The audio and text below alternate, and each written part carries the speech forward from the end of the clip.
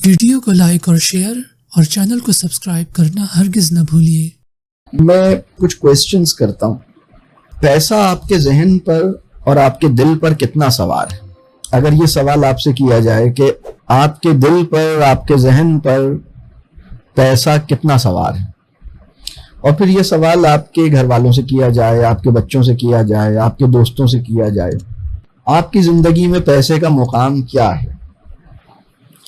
پیسہ آپ کا مقصد ہے یا پیسہ کسی مقصد سے پہنچنے کا انتظام ہے؟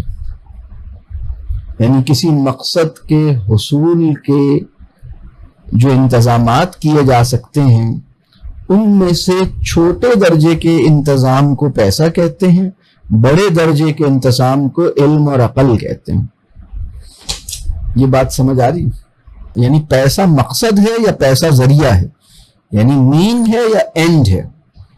پھر اسی طرح آپ کا سینس آف آئی ایمنیس پیسے کے ساتھ کتنا اٹیچڈ ہے، یعنی what is it that makes you feel important? آپ کو اپنے آپ کو اہم سمجھنے کی اگر کوئی وجہ آپ کے پاس ہے تو کیا وہ وجہ پیسہ اور مال ہے یا کچھ اور ہے؟ اپنے آپ کو اہم سمجھنے کی وجہ کیا ہے؟ یہ بہت اہم سوال ہے۔ تو پیسہ آپ کے سینس آف آئی ایمنیس یا سینس آف سیلف ورتھ یا پرسیپشن آف سیلف، اس کو کس حد تک پیسے نے اور مال نے افیکٹ کیا؟ پھر پیسے کو آپ رکھتے کہاں ہیں؟ یہ بھی بہت اہم سوال ہے۔ دیکھیے، ہمارے جو بڑے لوگ تھے، یعنی ہماری تہذیب کے جو بڑے لوگ تھے، بلکہ چلیں اپنی تہذیب کے لوگوں کو بعد کی بات ہے، دوسری تہذیبوں کے اندر بھی جو بڑے لوگ تھے وہ پیسے کو دل میں نہیں رکھتے تھے، وہ پیسے کو ذہن میں بھی نہیں رکھتے تھے۔ وہ پیسے کو کہاں رکھتے تھے؟ وہ پیسے کو تجوری میں رکھتے تھے، وہ پیسے کو جیب میں رکھتے تھے، وہ پیسے کو دل میں نہیں رکھتے تھے، ذہن میں نہیں رکھتے تھے۔ یعنی پیسے کو رکھنے کی سب سے خراب جگہ کون سی ہے؟ وہ ہے دل۔ یہ بات سمجھ آ رہی ہے؟ تو اچھا، دوسری بات، وہ پیسے کو اپنی نگاہوں میں بھی نہیں رکھتے تھے، اپنی زبان پہ بھی نہیں رکھتے تھے، اپنے دانتوں میں بھی نہیں رکھتے تھے۔ پیسے کو رکھتے کہاں ہیں آپ؟ اصل میں یہ جو آج کی پوری گفتگو ہے، یہ پیسے کا انکار نہیں ہے، پیسے کے ساتھ ہمارے تعلق کی نوعیت درست ہو جائے تاکہ ہم نفسیاتی صحت پر فائز ہو سکیں۔ بہت سے لوگ یہ سوال کرتے ہیں، ڈپریشن کے اوپر بات کرتے ہیں، ڈپریشن جو ہے اس کو ایک مسئلہ سمجھتے ہیں، حب مال کو مسئلہ نہیں سمجھتے۔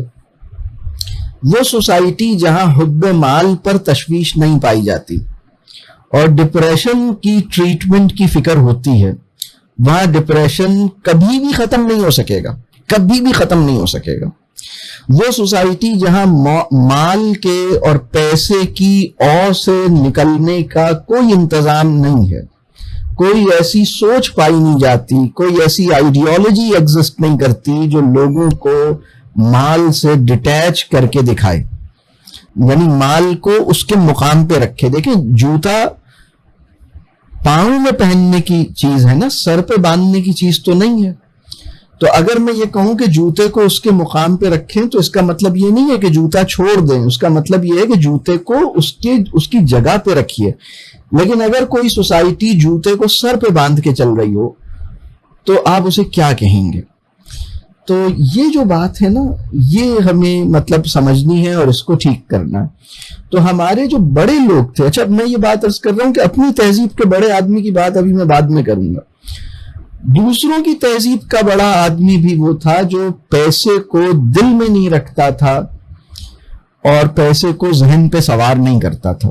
لیکن صرف عہد جدید کے اندر جو بڑا آدمی جیسے سمجھا گیا ہے وہ ایک ڈیفرنٹ چیز ہے۔ مطلب اس میں جیسے بل گیٹس کے اقوال اگر پیسے کے بارے میں آپ پڑھیں گے، یا رچ ڈیڈ پور ڈیڈ کی کتاب کے مصنف کے اقوال زرعی سے آپ اپنے شعور کو ڈیولپ کریں گے تو آپ عجیب ہی چیز بنیں گے۔ وہ میں ابھی اس پہ آتا ہوں۔ مال فخر کی سب سے بڑی وجہ بنے اس کو تہذیبی تائید پہلے حاصل نہیں تھی. تہذیبی تائید کا مطلب کیا ہے؟